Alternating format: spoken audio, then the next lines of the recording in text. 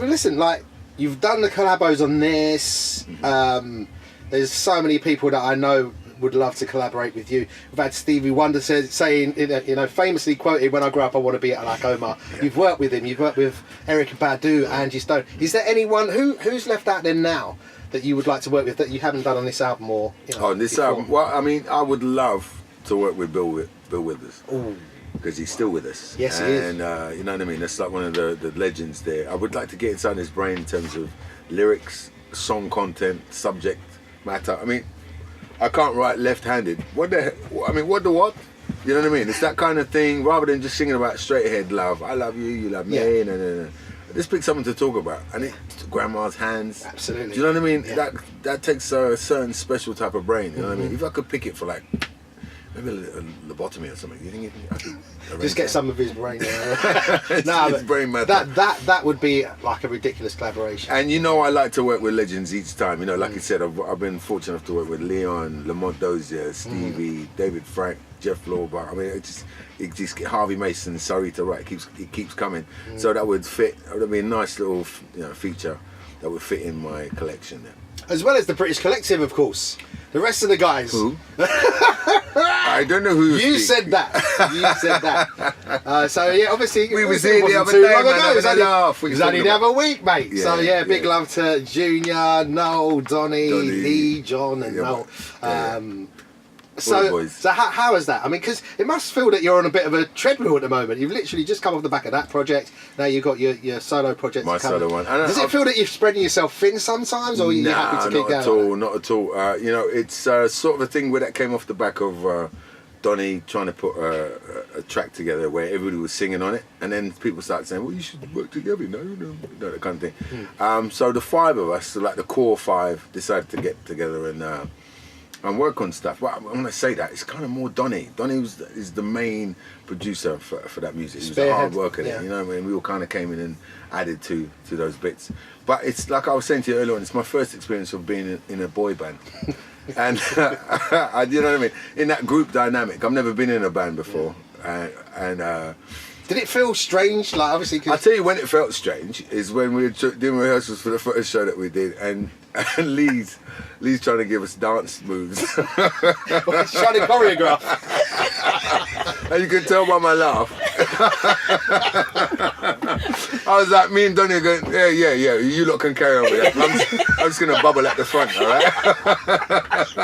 I ain't doing no dance moves. And also I said at the end of we're trying one thing and there's a take and you can hear it. I goes, well, I think New Edition can sleep soundly in their beds tonight.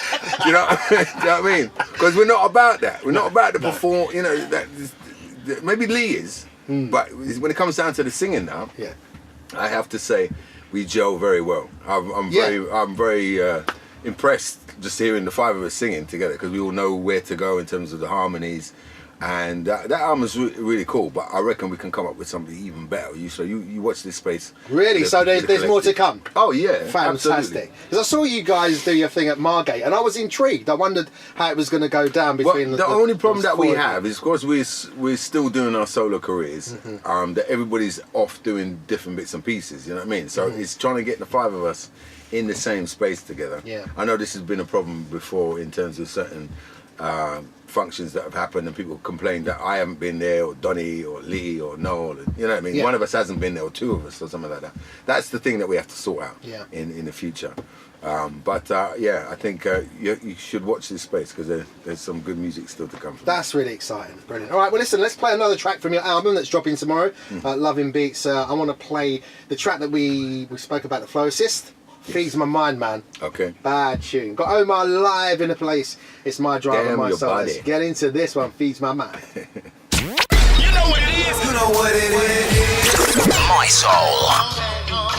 So it's set the game up. Set the game. I know I set the game up. Set the game. I know I set the game up. Set the game, I know I set the game up. Set the game. Yes. The man live in the building, Omar. Doobie doobie doo. I can see this one in a picnic with the oldies dancing together and then getting down. And I don't want to. Yeah, it's got that little boppy feeling. Yeah, hasn't man. it? Yeah, man. Little two stepper. Love that. From the album Loving Beats, that's dropping tomorrow. My Soul family, welcome along if you just joined us. Your boy Ronnie H, joined by the legend that is Omar. Grammys next month. Grammys. Is your Don't they do it some of in your notes that Scratch Professor, your brother, has won a Grammy? Has he He's won got a Grammy Has he? for production on Damian Marley's album. Oh wow! Because back in the day, he actually went on tour with the Marley Boys. Julian Marley's like one of his good mates, so he knows the whole Marley family. Right. And out of that, he's got himself a Grammy. I don't have one. Does he brag about that? Is it because obviously No. is there any sibling rivalry? Where he No, says, there is sibling rivalry. Big Listen. bruv, I've got a Grammy. No, there were many times that when this album didn't get made because we just started cussing each other, and one would storm out, and then we like had a moment of clarity and went, right, no, we've got work to do. Let's finish this. Yeah. No, the worst he did was like, oh, you see that Grammy award of mine there? I need to get that framed, please. I'm like, well, why don't you get it framed and put in your house? Well, that's amazing. That's brilliant stuff. All right, so the Grammys are happening. Yeah, the awards. The awards. I know where you're There's going. There's some albums in that haven't been. I don't think they've been represented properly or at all. This is Alicia the Keys, thing Solange. I've heard this about that. You're going to name something? Yeah, I just named a few there. Go. With Solange is definitely one of them. Number one in This Billboard. new Solange Yeah, Seat album at the is Table. not even a contender. I haven't seen it in any of the categories, to be fair. Wow. Which I think is ridiculous. Correct me if I'm wrong, My Soul family. So then, you know, But I know you guys had issues over here as well with the Mobos and all that. You The know, do you take any Mobos. notice of any of those awards ceremonies? Really, I mean, it'd be nice. It would be nice to get some kind of recognition. You know what I mean? Yeah, but you talk about the Brits and the Mercuries and the Ivan Novellas and the Mobos and whatever, man. At the end of the day, when I step down the street and somebody says to me, "Man, I love your stuff. I love what you do. Please keep doing it." That is a big boost for somebody's headspace. All I need to do is be able to pay the council tax and electric, put the key in the meter, and stuff like that, basic stuff like that. But awards are kind of like, I knew with one awards, all you had to do is pay 75 quid just to get entered into it. That's ridiculous. And that's what I'm saying. Like, you get some of these legend awards going to Mick Hucknall and I'm like, Sorry. do you know What what was I mean? that name? You know what I'm saying now? What was that name? Do you know what I'm saying? Yes, I know exactly what you're saying. So at the end of the day, I know of people that have been passed over when they've come up with amazing pieces of work. Yeah. But what I'm saying is, don't worry about that, man. Like my catalogue is what's going to stand for the test of time, basically. Yeah, it's the absolutely. catalogue of what I've done. Most of my stuff, nobody would even know what it is. People start still talking about there's nothing like this. I did a thing on Facebook. This guy comes to my gig and he shows, yeah, I'm at Omar's gig and it's really good and stuff. One of his mates text, so what did he do? Did he do There's Nothing Like This for an hour and a half? Like, that's the only tune that I have. You know what I mean? Egypt. Well, that's just, just forget about that, man. It's about the people that appreciate the music and love what you do and you expressing yourself, and you just stick with that focus. Yeah. And you come up with stuff like this album that I've just done. And we sort of mentioned it off the mic as well, the fact that you were signed to RCA back in the day, Talking Loud. Now you're on Freestyle Records, which is independent. Yeah. Big shout out to Greg. Greg, Yeah, big up to you. In fact, you know what? All the independent labels out there, man, Yeah. like the Domes of this world, the BBs, who kind of, if it wasn't for them, we'd be banging trouble. Well, this is it, and they're getting to flourish now as well, because you see all the majors having to merge and drop certain jobs and things like that.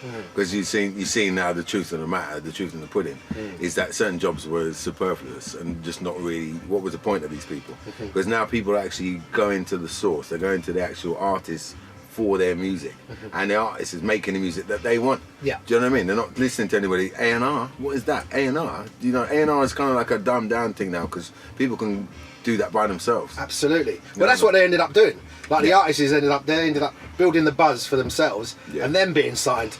Right. And then sometimes a major label don't know what to do with them after that. No, exactly. Which is a real problem. It's a tax write-off. But would you ever consider going back to a major, unless I could do. There's benefits of doing it. There's a lot of groundwork that's taken care of with majors, and they've kind of I've seen other black artists now that are getting the sort of attention that they deserve. I mean, obviously it's in the grime stakes, or in the world music stakes. It's not with R&B or soul. Do you know what I mean? But they're getting the attention that I've seen them on adverts. They're getting sponsored by Lucozade and things like that. I think that's fantastic because I never had that back in the day. I believe Maestro's just got he's got a track on a major advert out there. So sure. Yeah. Is that the?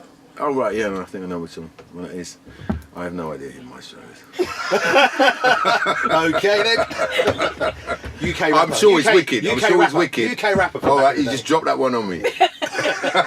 Listen, sorry mate, it's me being a bit of a muso. So listen, tell people where you're going to be performing, because I know you're going to be performing tracks from this album, a special showcase. We're doing a launch on Wednesday, the 1st of Feb at the Cameo in Shoreditch. It's an hour set, but it's basically to celebrate the launch of this album. We're actually going to be doing another one in March for the release of the vinyl. You got vinyl coming? Vinyl is coming. Yeah, I mean, it's coming back. Nice. It is. There's a bit of a resurgence. Do you know, you mentioned cassettes earlier. Apparently, there's a resurgence on cassettes. No, there is not. I'm telling you, true story. No. People are going to go out. I think it's gone up 15% in the last. What? People who buy cassettes. People apparently have still got cassette players. I saw a thing where a guy went out on the street and he was talking about the vinyl, and they were like, these girls, they were big women, were going, "What's that? That's like a big CD." Oh yeah, and I remember you used to have to rewind stuff. Do you know what I mean? Nobody has to rewind nothing no more. Just jump that space back. Skip. Exactly, skip. So who would want to do that and go back to cassette? We have to sit there for 10 minutes, wait for the thing to rewind. Come on, people, we're supposed to be going forward. That's what I'm saying, but apparently I'm just going by the news. Yeah. Okay, so you're going to be next Wednesday, 1st of February. Make sure you check out the Legend at Cameo. I love that venue. I was there a little while ago. Okay. You're downstairs. Downstairs, yeah, that's right. A full band. We'll be dropping the new tunes as well as a couple of young ones. And Omar, before we play another track off the album, is there anything you want to leave us and tell your fans about, or I just want to big up all the fans that have been supporting me throughout all these years, and everybody that was involved in this album as well. You know who you are, because there's too many names to mention. I want to big up Mi-Soul, Ronnie, everybody here, Gordon, all the ladies in here. Not all the ladies. It's just a couple. Don't get the wrong impression. But everybody that supported the music throughout this time, you know. That's the thing that's just kept me going. You've helped feed my kids, put clothes on their back, put shelter over their heads. So enough respect. Listen, before you go, I just want to say total salutations, respect for staying in the game and keeping it so consistent over the years from day one. Thank you. Right up to 2017 with this album, Loving Beats. It is an amazing piece of work. When I say, and I don't say it lightly, that it's a masterpiece, right? So congratulations on that. And keep doing it, man. I've got to big up my man here, Maurice. From the Soul to Streets as well. Everybody, all the street team people, you know what I mean? All the media people, thank you very much for being involved. It's going to be a big year. Big things in 2017, trust. I'll drink to that. Or you should drink to that. I'll just press the button. I can smell it. Omar, thank you so much, man. You're a legend. I'm going to play another track, the last track that we're going to play on the show today from this album. This Way, That Way. I think could be a contender for my tune of the album. Favorite. Well, this is heavily influenced by Jay Dilla, because Jay Dilla was a big influence on my brother. I was blessed to actually work with him a couple of times. Really? Yeah, because I was working with Common on his Electric Circus album. Right. So I got to hang out with him in Detroit, put some B-lines down and stuff on his music. The dude is a massive legend. So the effect that he's had on my brother for it to come through on this album is immense. So give thanks. On that note, This Way, That Way. Omar, thank you, brother. Yo, give me something to dance to. You know what to do. My Soul. More music.